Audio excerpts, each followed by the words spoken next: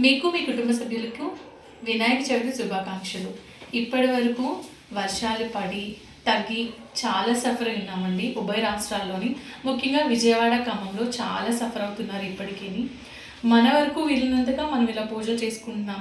అలాగే గవర్నమెంట్కి ఫండ్స్ ఇవ్వడం లాంటివి జరుగుతున్నాయి.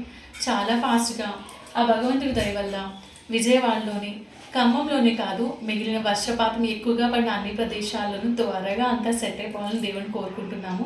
అలాగే దాంతోపాటు మళ్ళీ వర్షాలు ఉంటాయంటున్నారు. ఇప్పటి వరకు చాలా విపత్తులను ఎదుర్కొన్నాము. అంతకు మించి ఏం జరగకుండా అందరూ సేఫ్గా బాగుండాలని కోరుకుందాం. అందరికీ అంతా మంచిగా జరగాలి. సర్వేజన సుఖినో భవంతు. నమస్తే, welcome to our channel Sitarama తెలుగులో. ఐ హోప్ మీరు చాలా బాగున్నారు అనుకుంటున్నాను. పండుగలు, అందులోకి వినాయక చవితి అంటేనే చాలా హడావిడి అండి. ఇంట్లో ఉన్న పిల్ల పెద్ద అందరూ ఒక చెయ్యి వేస్తే కానీ ఈ పూజ కంప్లీట్ అవ్వదని నా ఒపీనియన్. మీరేమంటారు? చిన్నప్పుడు అమ్మ ఆర్తి కోసం పిండి ఉక్కపెట్టిస్తే తాలికలు చేసి ఇచ్చేదాన్ని. డాడీ ఏమో పాలవెల్లికి పళ్ళన్నీ కట్టి గుమ్మానికి మామిడి తోరణాలతో డెకరేట్ చేసేవాళ్ళు. ఇలా తలొక పని పంచుకొని చేసుకుంటే పని ఈజీగా అయిపోతుంది. అందులోకి వినాయక చవితికి మెయిన్ ఆరితే అండి. దీన్ని మాత్రం చేత్తో తాలికలు ఒత్తుతూ ఉండడమే టైం సరిపోతుంది. ఇప్పుడంతా చాలా సింపుల్గా అయిపోయిందిలేండి. ఇలా జంతికలు వేసే చట్రంలో వేసి తిప్పి ఒత్తితే అయిపోతుంది. కానీ చాలా సన్నగా పడుతుందండి. నా దగ్గర ఆ లోపలికి వాడే జల్లెడ ఉంటుంది కదా, ఆ జల్లెడలోని రకరకాలు ఉంటాయి కదా, రకరకాల మోడల్స్ ఉంటాయి. స్టార్ అని, జంతికలు వేసేదని రకరకాలు ఉంటాయి. అందులో నా దగ్గర ఇలా ఉంది, కానీ చాలా సన్నగా ఉంది. తీరా పాకంలో వేసిన తర్వాత, అదే బెల్లం కరిగిన తర్వాత వేస్తాం కదా, అందులో వేసిన తర్వాత మొత్తం విడిపోయి పేస్ట్ అయిపోతుందేమో అనిపించింది. సరే ఎందుకు రిస్క్ ఎందుకులే అని చెప్పి నేను చేతితోనే తాలికలు చేయడం స్టార్ట్ చేశాను. నేను తాలికలు చేస్తుంటే మా తమ్ముడు నాతో పాటు రౌండ్గా కొన్ని ఉండ్రాలు చేశాడు. రెండు కలిపి ఆరతి ప్రిపేర్ చేశాము. చిన్నప్పుడు అమ్మ పిండి రవ్వ ఒక్కపెట్టిస్తే నేను చేసేదాన్ని. ఇప్పుడు నేను ఒక్కపెట్టిస్తే అమ్మ ఉండ్రాలు చేస్తున్నారు. నేను తమ్ముడు కలిసి తాలికలు చేస్తున్నాం. వీడేమో రౌండ్గా కొన్ని ఉండ్రాలు చేశాడు తాలికల్లోకి, నేనేమో ఇంకొన్ని ఇవి చేశాను. దీంతోపాటు వినాయక చవితి అంటే పిల్లలకి ఇలా సరదాగా ఓం స్వస్తిక్ వేసుకుంటే పుస్తకాల మీద చాలా మంచి జరుగుతుందని, చదువు బాగా వస్తుందని చిన్నప్పటి నుండి డాడీ చెప్పేవాళ్ళు. అయితే స్వస్తిక్ వేయడం వరకు బాగానే ఉంది. పొరపాటున స్వస్తిక్ కానీ ఓం కానీ పొరపాటున రివర్స్లో వేసిన ఆ ఎగ్జామ్ ఫెయిల్ అయిపోతామేమో అని భయంగా ఉండేది. మీరెప్పుడు నాది ఫీల్ అయ్యారా? మా చిన్నోడు తెలుగు పుస్తకం మీద ఓం సరిగ్గా వేయలేదు. వీడికి సేమ్ డౌట్ వచ్చింది, నా ఎగ్జామ్ పోతుందా, బాగానే మార్క్స్ వస్తాయి. హాయ్ చెప్పు. హాయ్ చెప్పండి ఫ్రెండ్స్.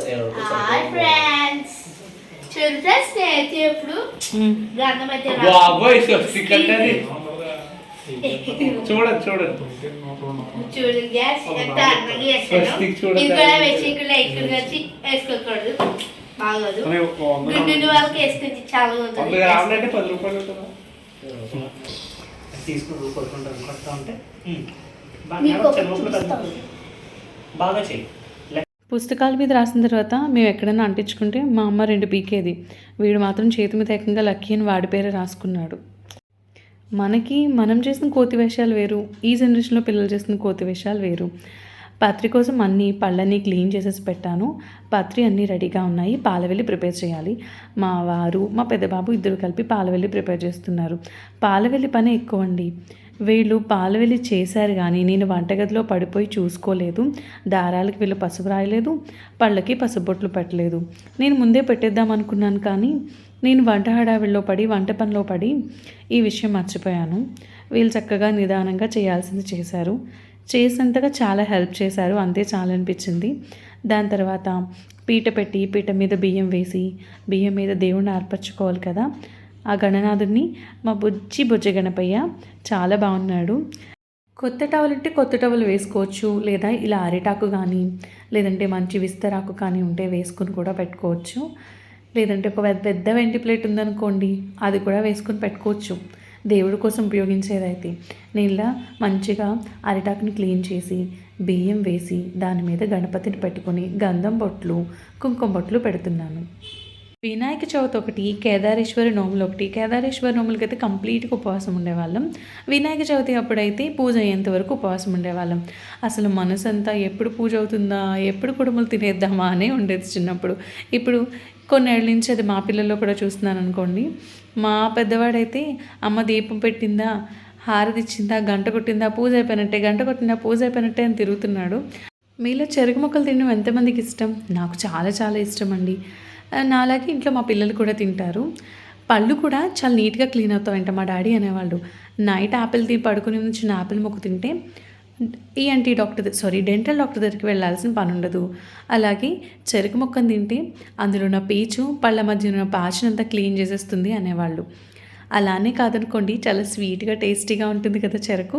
అందుకే తినాలనిపిస్తుంది. ఇక్కడ హైదరాబాద్‌లో అయితే సంత జరుగుతుందండి. సంతలో చక్కగా పైనున్న తొక్కనంతా తీసేసి చిన్న చిన్న ముక్కలు కోసి ₹20కి చిన్న కవరు, ₹30కి చిన్న కవర్ అని చెప్పి అమ్ముతారు.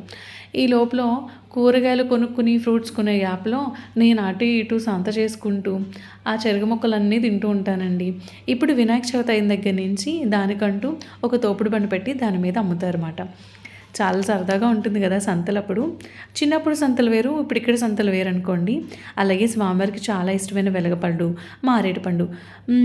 వెలగపండు అంటే మీలో ఎంతమందికి ఇష్టం?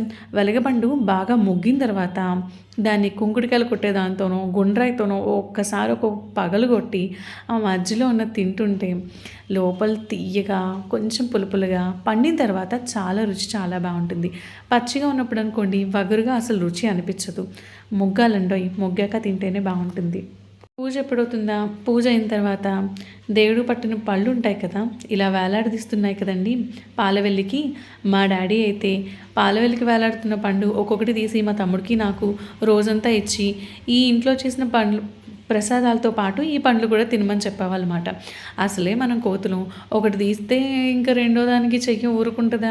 రెండోది తీసుకుని స్కూల్ బ్యాగ్లో వేసుకోవడం, మూడోది తీసుకుని స్కూల్ బ్యాగ్లో వేసుకోవడం. స్నాక్స్ టైం అంటే ఆ 4 రోజులు ఈ పాలవెల్లికి కట్టిన పళ్ళే తీసుకుని బ్యాగ్లో వేసుకునేవాళ్ళం అన్నమాట. చాలా సరదాగా ఉండేది. ఇప్పుడు పండ్లు అంటే వెయిట్ లాస్ కోసము, లేదంటే బాడీలో మల్టీవిటమిన్స్, వైటమిన్స్ ఇలాంటివి బయట నుంచి తెచ్చుకోకుండా పండ్ల రూపంలో తీసుకోవడం కోసం తీసుకుంటున్నాం. మా చిన్నప్పుడైతే ఇలా పూజలప్పుడు పెట్టిన పండ్లే చాలా ప్రీషియస్ అండి. పనిగట్టుకునే అయితే అరటిపళ్ళు ఇంట్లోనే ఉండేవి. బొప్పాయి చెట్టు కానీ, లేదంటే జామ చెట్టు కానీ ఇంట్లోనే ఉండేవి. మామిడి చెట్లు అయితే చుట్టుపక్కల ఎవరొక ఇంట్లో ఉండేవి. అలాగే అరటివి కూడా ఎవరొక ఇంట్లో ఉండేవి. సంవత్సరంలో 2-3 కాపులు వచ్చినా అందరం షేర్ చేసుకునేవాళ్ళం. అప్పుడు చాలా బాగుండేదండి. పండ్ల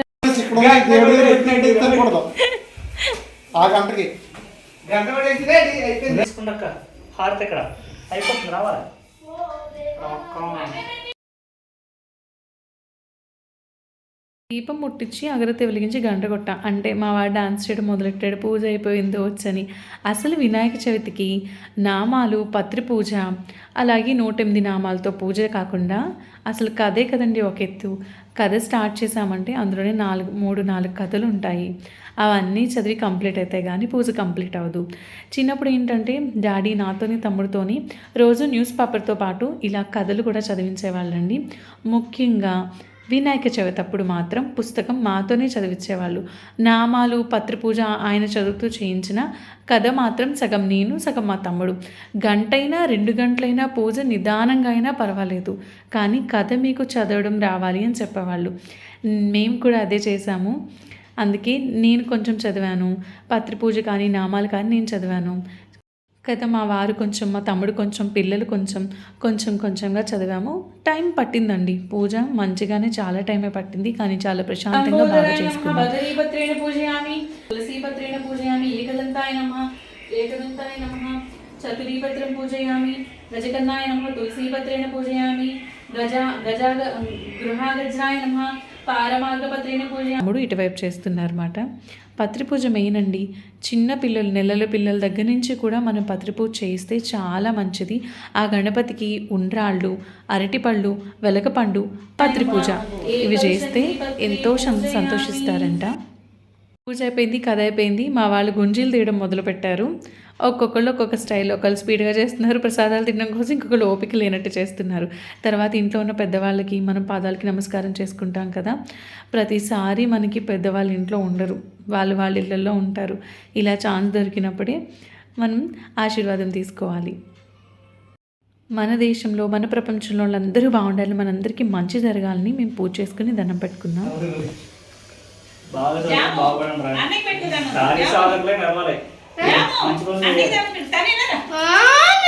నువ్వు చిన్నోడు కదా ఆమె తీస్తా అని కూడా దాన్ని పెట్టుకో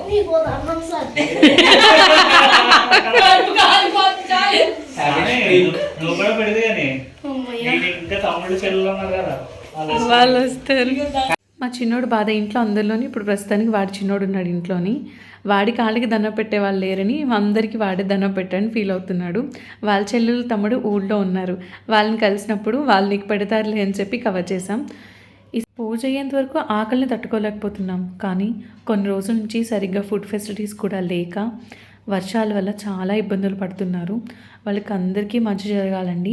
త్వరగా వాటర్ అంతా ఎండ బాగా కాసి ఎండ వల్ల నీరంతా ఇంకిపోయి ఎలాంటి విపత్తు నుంచి ముందుగా బయటపడిపోవాలని కోరుకుందాం. మళ్ళీ మంచి వీడియోతో మళ్ళీ కలుద్దాం.